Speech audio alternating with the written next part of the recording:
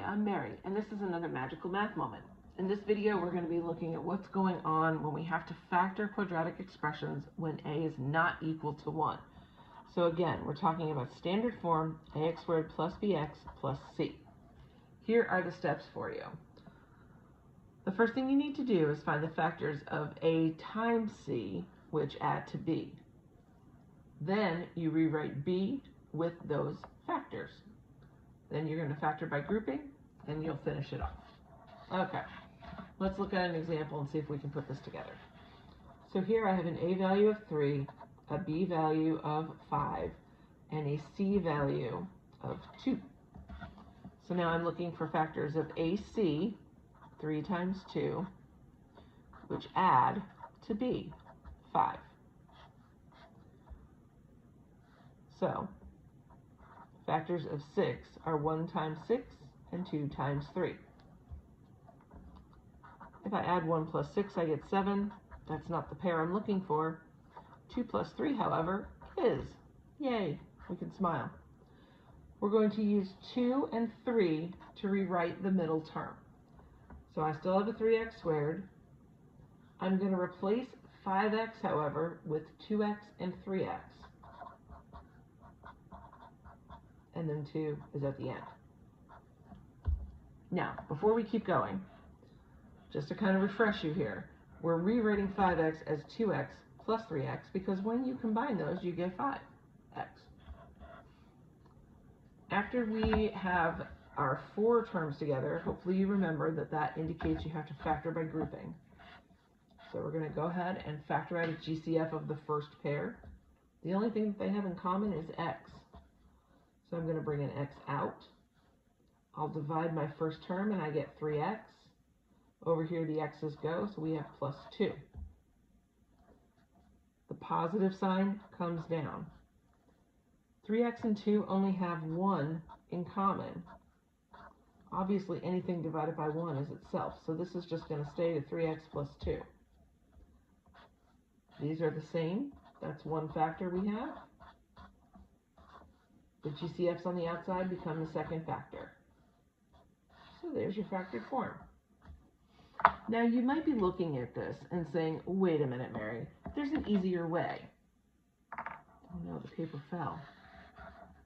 There we go, all set. Did any of you look at this and say, wait a minute, wouldn't it have been better to group like this, 3x squared plus 3x plus 2x plus 2? If you're seeing patterns like that, that's good. It's going to make your life a little easier. This was kind of weird, right? Like factoring out of 1, who does that? That's very strange. But if you've got factors kind of grouped a little bit better, sometimes it works out a little bit nicer when you're doing your factoring. 3x squared and 3x have a 3x in common. So I can pull the 3x out. I'm left with an x plus 1. Positive, positive. 2x and 2 have a 2 in common. So we can pull a 2 out.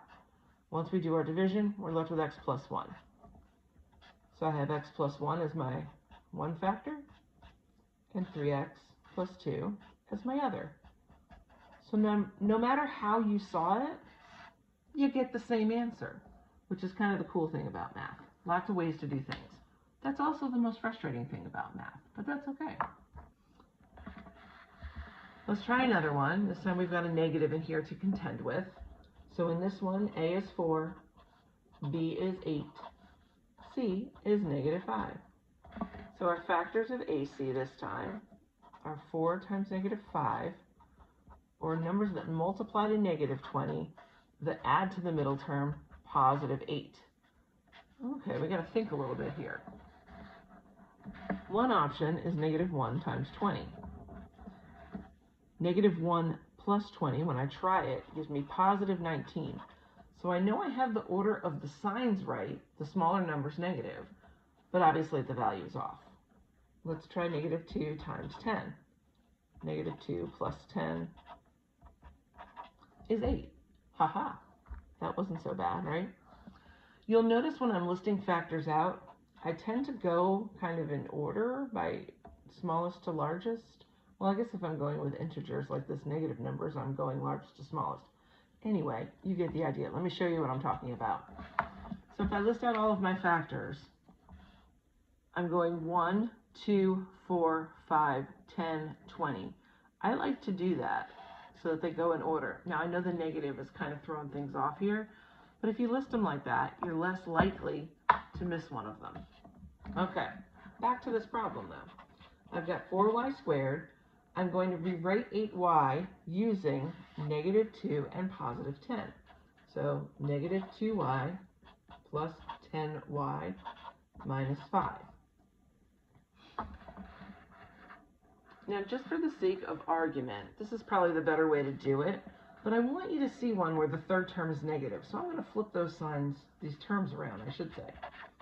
I'm going to put the 10y with the 4 and the negative 2y over here with the negative 5. Now you might think, okay, that was gross. Why did you do that? Because I want you to see what happens when there's a negative there. So in our first pair, I'm going to factor out a 2y. That's all they have in common this time. 4y squared divided by 2y is 2y. 10y divided by 2y is 5. Now here's where it gets weird. The negative is going to come out. The only thing that these guys have in common are negative 1. So if I want to write the negative 1 in there to kind of help me, I can do that. Negative 2y divided by negative 1 is positive 2y. See how that sign changed? Negative 5 divided by negative 1 is positive 5. The reason that's so good is because now this matches with that. If I didn't bring the negative out with the GCF, I'd have opposites, I'd get frustrated, and that's no good when you're doing math. So we have 2y plus 5 as our first factor, and then we got 2y minus 1 as our second factor. The best thing I can tell you about problems like this is just to practice, practice, practice. Some people are really blessed. They can kind of like do this all in their head. I have to see it. So I like to write it out. I like this method. Some people have the box method. Some people do something called Xbox. There's all different ways to do this, but I like my little way. It's kind of simple, I think. It's visually appealing, and it's kind of easy to see step by step what's going on. I hope that this has helped you with factoring when a is not equal to 1, and I hope you come back for another magical math moment soon. Bye.